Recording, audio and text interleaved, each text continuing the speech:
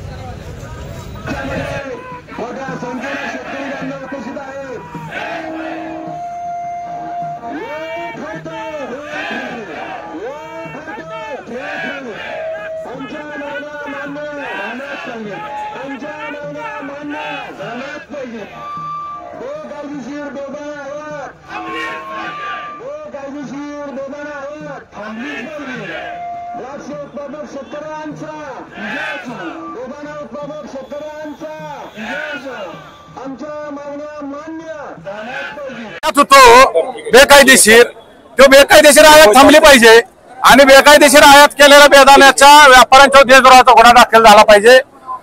दुसरं, जो बेदाना कायदेशीर आयात केला जातो, मी मगाशी तुम्हाला भाषणात सांगितलं की काय मुंबईचे व्यापारी आहेत, काय दिल्लीचे व्यापारी आहेत, फतेपूरचे, ह्या व्यापाऱ्यांनी कमी बिलामध्ये की जिथं फळपटाचा बेदाना हलका सुधार येत नाही एवढ्या 77 आणि 78 रुपयाला किलो बेदाना आणलाय आणि हा बेदाना इथं आणून महाराष्ट्रातल्या शेतकऱ्यांचं नुकसान करायला लागले। उत्पादन खर्च सुद्धा निघत नाही आणि हा खोटे इन्व्हॉइस करून आणतात।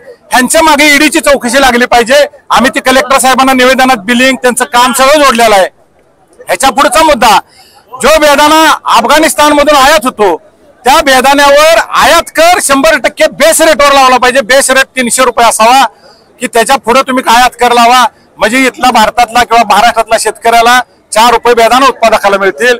आणि हा बेदाना अफगाणिस्तानचा नसून हा इराण, इराक आणि चीन हा पाकिस्तानमध्ये अफगाणिस्तानच्या बॉक्समध्ये भरून अफगाणिस्तानच्या पाकिस्तानच्या 18 बॉर्डरवरून बेदाना हात आणला जातो।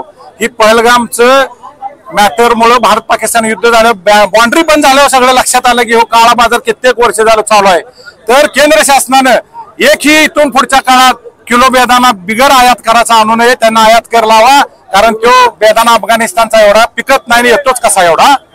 ह्याच्या पुढची मागणी आमची आहे की सांगली जिल्ह्यात सोलापूर जिल्ह्याच्या बाउंड्रीला कवटेमंकाळ जत तालुक्यात आयसीडी पोर्ट ही इनसाइड कंटेनर डेपो ही एक्सपोर्ट साठी द्राक्ष सांगलीची बेदाना असतील, कर्नाटकचा विजापूर जिल्ह्यातला काय बेदाना असेल, बेळगावचा लगतचा आमच्या, प्लस सोलापूर जिल्ह्यातला बेदाना, सोलापूर जिल्ह्यातली केळी, कोल्हापूरचा गुळ इथं एक्सपोर्ट होतो, परंतु ह्या सुविधा नसल्यामुळे निर्यातदार इथं येत नाही आणि हा आयसीडी पोर्टचा खर्च त्या निर्यातदारावर पडतो म्हणून निर्यातदार इथं येत नाही। हा खर्च बाकी मग जिल्ह्यात तो करत असतो। JNPTतनं आम्हाला कंटेनर आणायला लागतो, तिथं आयसीडी पोर्ट झालं पाहिजे सांगलीत। याच्या पुढची मागणी आहे की बेदाण्याचा समावेश शालेय पोषण आहारात केला, परंतु आता केंद्र सरकारनं अध्यादेश काढावा की तुम्ही सगळा बेदाना हा आमच्या भारतातल्या शाळांना सगळ्या शालेय पोषण आहारात घाला। दर्जेदार बेदाना आहे, कुठलीही अडचण नाही। फूड सेफ्टी ऍक्ट प्रमाणे आमचा बेदाना दर्जेदार आहे, तुम्ही टेस्ट करा, आमचा महाराष्ट्रातला बेदाना दर्जेदार आहे, तो पोरांना द्यावा शालेय पोषण आहारात।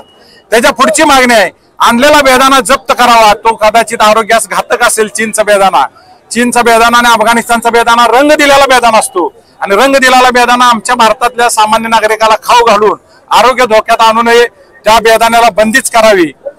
आमचा त्याच्या पुढचा मुद्दा आहे की जे द्राक्षाचे व्यापारी पैसे बुडवतात दरवर्षी, शेतमालाचा आणि भाजीपाल्याचे पैसे बुडवतात, ह्या व्यापाऱ्यांच्याकडे कायदा नसल्यामुळं ही मोकाट राहते. तर हा कायदा महाराष्ट्र शासनानं करावा आणि त्या मोका कायद्या अंतर्गत त्याला तरतूद करावी लवकरात लवकर. गेली अनेक वर्ष आमची मागणी आहे, परंतु अजूनपर्यंत केला नाही. आता तो शासनानं कायदा करावा एवढा शेतकऱ्याला आहे. हा कायदा केल्यास पैसे शेतकऱ्याचं बुडणार नाहीत. याच्या पुढचा मुद्दा आमचा आहे की कोल्ड स्टोरेज मध्ये शेतकरी बेदाणा ठेवतो आणि त्या बेदाण्याचं भाडं त्याला 18% जीएसटी लावला जातो. तो जीएसटी माफ करावा, कारण शेतकऱ्याला एवढे पैसे भरणं शक्य नाही. आणि एक्सपोर्ट साठी जे सॅम्पल काढले जातात की ज्या सॅम्पल रेसिड्यू फ्री करण्यासाठी तो शेतकऱ्यावर बुरदून लादला जातो. आपण शेतकरी पैसे भरतो, त्याचे 15-20 हजार रुपये एका सॅम्पलचा रेट आहे आणि हा शेतकऱ्याला न परवडणार आहे. आम्ही तुम्हाला एवढं परकीय चलन 2000 कोटीचं द्राक्ष बागायतदार मिळवून देतो आणि सरकारला 1 कोटी 2 कोटी रुपये सॅम्पल टेस्टिंगसाठी खर्च करायला काय अडचण नाही आणि हे सरकारनं करावं.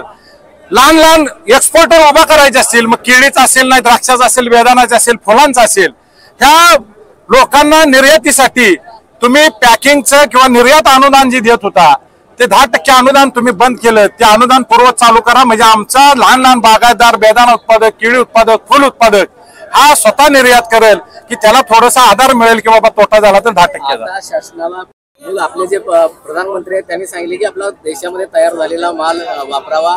इतर देशातून आलेला चोरट्या पद्धतीने आलेला किंवा आयात केलेला माल आहे तो त्याच्यावर बंदी घालावी अशी मागणी असतानाही अशा तऱ्हेच्या घटना घडतायत. याला तुम्ही निर्वाणीचा इशारा काय द्या? आमचा निर्वाणीचा इशारा आहे की पंतप्रधान महोदयांनी जी घोषणा केली ती अतिशय चांगली आहे की आपल्या देशी वस्तू वापरा, स्वदेशी वापरा.